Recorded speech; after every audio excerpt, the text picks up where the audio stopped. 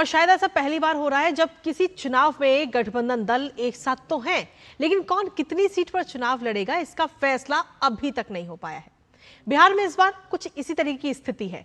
पहले चरण के नामांकन का आज आखिरी दिन है और कांग्रेस, आरजेडी समेत विकासशील इंसान पार्टी, सीपीआई, माले, सीपीएम और सीपीआई जैसे घटक दलों में ऐसी गांठ लगी हुई है जो सीट बंटवारे के मुद्दे पर खुल ही नहीं पाई है अभी तक।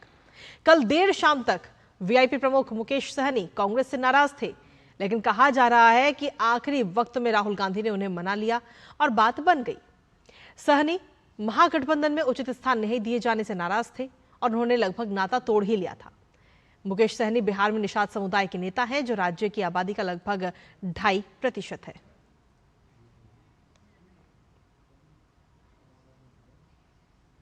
और इसी बीच कांग्रेस ने उम्मीदवारों की अपनी पहली सूची जारी कर दी है। कांग्रेस की पहली लिस्ट में 48 उम्मीदवारों के नाम शामिल हैं।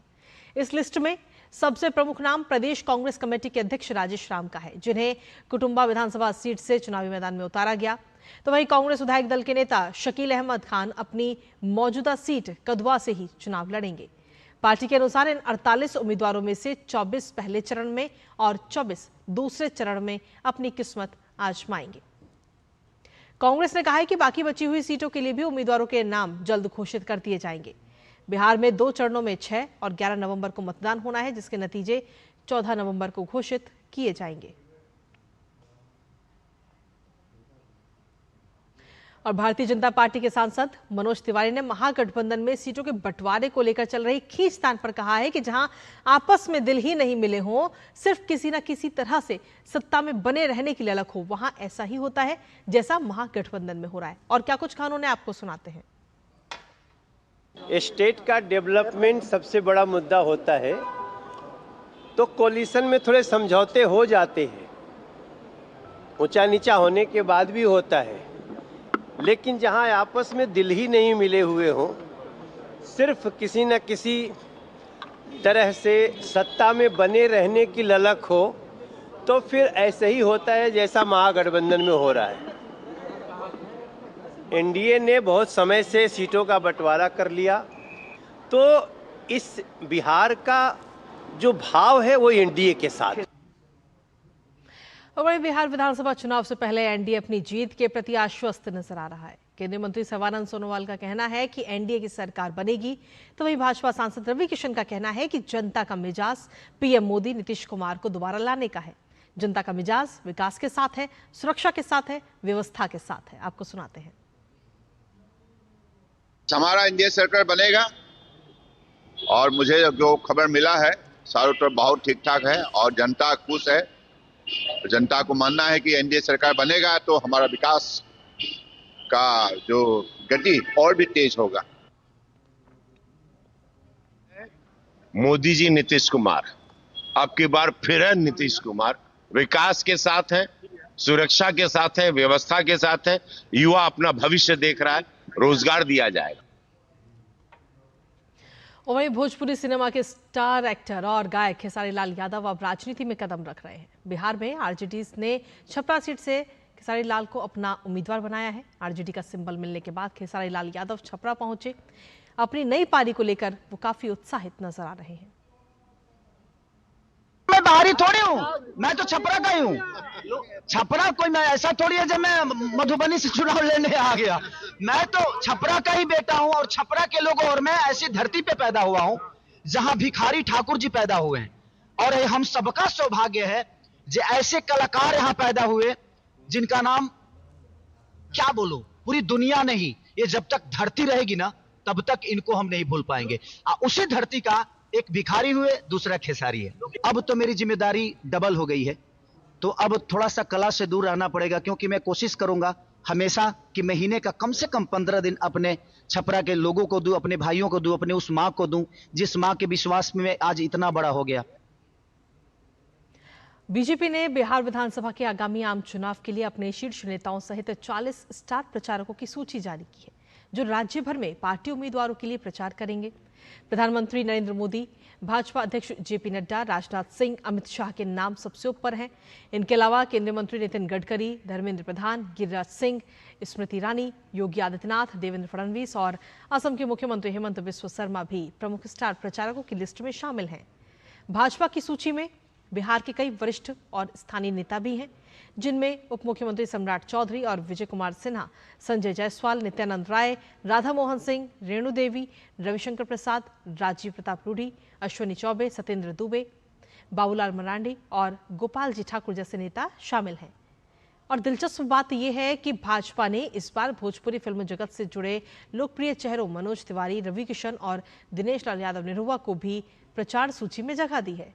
ये सभी नेता आने वाले हफ्तों में बिहार के विभिन्न जिलों में जनसभाएं, रोड शो और संवाद कार्यक्रम करेंगे, जिससे चुनावी माहौल को गति दी जा सके। और इसी पर ताजा अपडेट लेने के लिए सीधा रुख करते हैं इस वक्त पटना का, जहां पर हमारे सहयोगी कुमार आलोक इस वक्त बने हुए हैं। सीधा उनके पास चलते हैं। कुमार आलोक, सीधे तौर पर अगर हम देखें तो एनडीए की तरफ से तो बहुत जल्द ही सीट शेयरिंग का जो फॉर्मूला है वो तय हो चुका है, लेकिन अब आज पहले चरण के नामांकन का आज आखिरी दिन है, लेकिन महागठबंधन की तरफ से अभी तक सीट शेयरिंग का ये फॉर्मूला ही तय नहीं हो पाया है। बिल्कुल सही कहा आपने।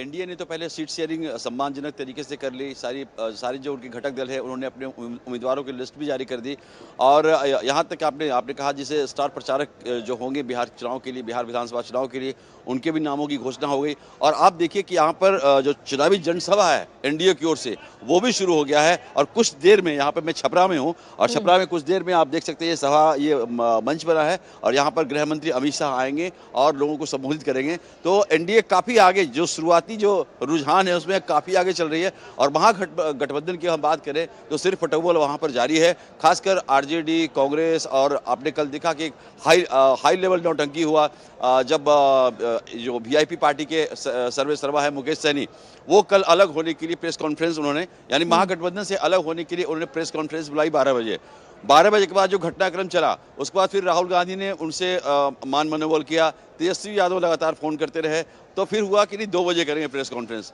फिर 2 से 4 हुआ, 4 से 6 हुआ, यानी कि कल वो निर्णय लेने जा रहे थे कि हम महागठबंधन से अलग हो रहे हैं, लेकिन 6 बजे के बाद उन्होंने प्रेस कॉन्फ्रेंस ही रद्द कर दिया। रद्द करने का मतलब यही हुआ कि लगता है महागठबंधन में उनको मना लिया गया है, 18 सीट उन्हें दिया जा रहा है। बाद में तेजस्वी यादव ने कड़ा रुख अपनाया और कहा कि 14 सीट तक उनको ले आए, लेकिन जहाँ तक सूत्रों की बात हम करें तो 18 सीटों पर सहमति बनी है। लेकिन आप देखेंगे महागठबंधन को, तो महागठबंधन में सीपीआई है, बछवाड़ा सीट जिसको आप बेगूसराय में बछवाड़ा सीट है, बछवाड़ा सीट पे यहाँ पे कांग्रेस ने अपने उम्मीदवार घोषित कर दिया। और सीपीआई के जो अवधेश राय है, वो पिछले चुनाव में बहुत ही कम मतों से वो हारे थे, 300-400 मतों से वो हारे थे। तो सीपीआई का वहाँ पर दावा था, उनकी सीटिंग थी, लेकिन वहाँ पर कांग्रेस ने अपने उम्मीदवार की घोषणा कर दी है। वही हाल बहुत सारे ऐसे सीट हैं जहाँ पर कांग्रेस ने अपने उम्मीदवार डाल दिए हैं, जहाँ पर महागठबंधन के अन्य दलों ने अपने उम्मीदवार डाल दिए हैं। सबसे बड़ा एक जो पेंच फंस रहा है, एक और सीट है घोसी विधानसभा, ये जहानाबाद जिले में आता है। और घोसी विधानसभा सीट में वहां पर माले के जो हैं रामबली यादव वहां पे सिटिंग एमएलए हैं, उनको सिंबल मिला और वो नामांकन करने भी जा रहे हैं।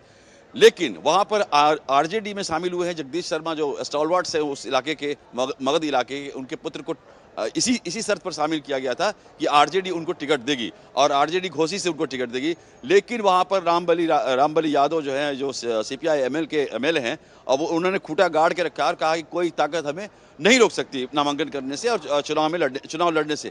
तो ये महागठबंधन में जो उहापोह की स्थिति है अभी भी जारी है। और काफ़ी फ़ोन कॉल्स आ रहे हैं, मुझे भी किए, भाई अभी तक टिकट कंफर्म हुआ, फलाने का टिकट कंफर्म हुआ कि नहीं। आज नामांकन का अंतिम दिन है, यानी पहले चरण का जब मतदान होगा उस नामांकन का अंतिम दिन है। अभी भी पहले चरण की कई ऐसी सीटें हैं जहां पर जद्दोजहद कायम है। सेकंड चरण का तो छोड़ ही दीजिए आप, यानी दूसरा चरण जो 11 नवंबर को होगा, उसमें बहुत सारी सीटों पर या तो घोषणा नहीं हुई है महागठबंधन की पार्टियों के द्वारा, या अभी तक जीत जारी है कि कौन किस सीट से लड़ेगा। बिल्कुल कुमार आलोक, और इस सीट को लेकर अभी भी असमंजस की स्थिति कहीं ना कहीं महागठबंधन में है, जिसको लेकर एनडीए भी लगातार हमलावर है। क्योंकि अब से कुछ देर पहले ही हमने मनोज तिवारी को सुना, मनोज तिवारी कह रहे हैं कि इनके दिल तो मिले ही नहीं है, ये सिर्फ सत्ता की ललक की वजह से एक साथ नजर आ रहे हैं। बिल्कुल सही कहा। देखिए, अभी विपक्षी पार्टी जो भी महागठबंधन के जो विरोधी दल हैं, जिनसे महागठबंधन की लड़ाई है, उनका तो क्लियर है ना। उन्होंने अपना पूरा का पूरा जो फर्स्ट राउंड जो होता है, यानी कि टिकट सीट शेयरिंग को लेकर के कौन उम्मीदवार कहाँ से लड़ेगा, कौन सी पार्टी कहाँ से लड़ेगी, ये सारा कुछ तय हो गया है। और तय होने के बाद आप देख रहे हैं स्टार प्रचारक की सूची निकाल दी और आज से अमित शाह सघन प्रचार में यहाँ पर बिहार में आए हैं। 3 दिनों का उनका कार्यक्रम है। आज छपरा से उन्होंने शुरू किया है और अगले 2 दिन भी वो बिहार में रहेंगे और चुनाव प्रचार करेंगे। इसके अलावा इंडिया के और तमाम नेता यहाँ पर बिहार आ रहे हैं और बिहार में वो चुनावी जनसभा को संबोधित करेंगे, मतदाताओं से जनसंपर्क का काम करेंगे। लेकिन महागठबंधन में अगर आप देखें तो महागठबंधन में अभी भी आप कहें कि एक असमंजस की स्थिति है और उस असमंजस की स्थिति से कैसे निपटा जाए, इसमें आरजेडी कह रही है कि कांग्रेस अपनी ओर से जिद कर रही है। मुकेश सहनी का कहना है कि कांग्रेस ने ही इस पूरे गठबंधन में, महागठबंधन में जो रायता फैला है उसकी जिम्मेवार कांग्रेस है।